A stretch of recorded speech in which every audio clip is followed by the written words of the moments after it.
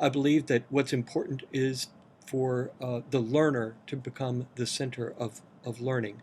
And when I talk about learning, I'm really talking about university level. That's where I teach, and that's what I've been thinking about.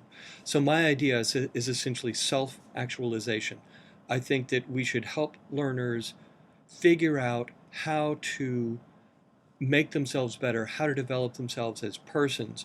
And so self-actualization, learner-organized learning, those are my essential ideas. And it's really about self-actualization. It's about people learning to develop their talents, figure out what their talents are, learning to develop their talents, their passions, the things that they think are interested in, problems that they believe are important. Um, and so, how would this work? Well, self-actualization obviously means that the learner is going to be at the center of learning. Is going to be making decisions about what she or he is going to learn. That, however, is not the only aspect that's important. Um, learning does need to be practical. It does need to, it should not be only about work, but it should be about engaging with the world. And therefore, learners should learn real world skills.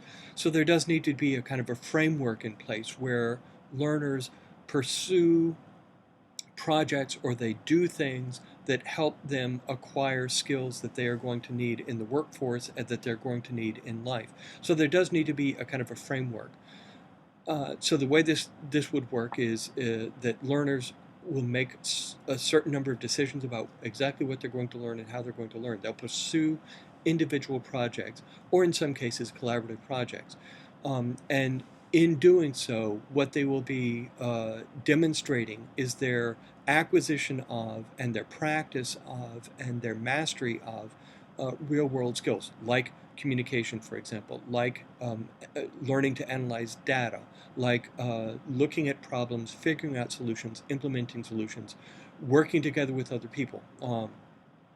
The things that I think need to be learned, the other frameworks outside of learners fulfilling themselves and developing themselves and learning real world skills, um, part of the framework also needs to be the development of critical thinking, which is important.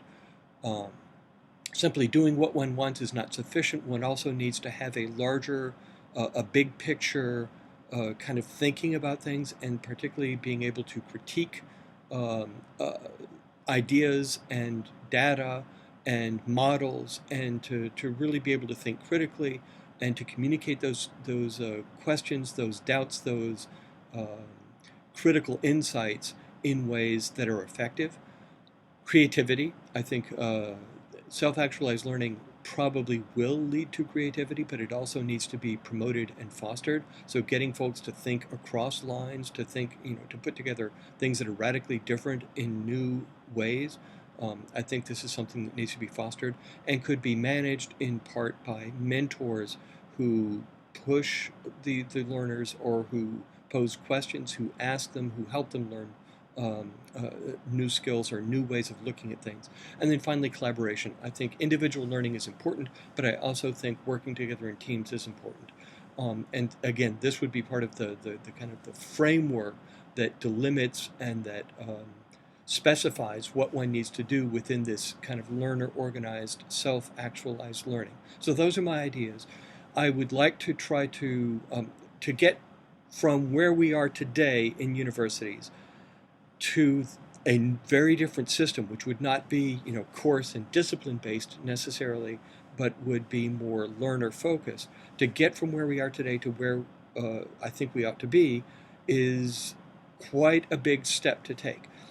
I would like to, at my own university, establish a program that would allow at least some learners to opt into a program along these lines, where they would take some traditional courses, but they would also be able to engage in significant independent projects under mentorship, and to pursue real-world problems or issues or passions, talents that they have and that they would like to develop, they'd like to pursue, questions they would like to investigate, and so forth.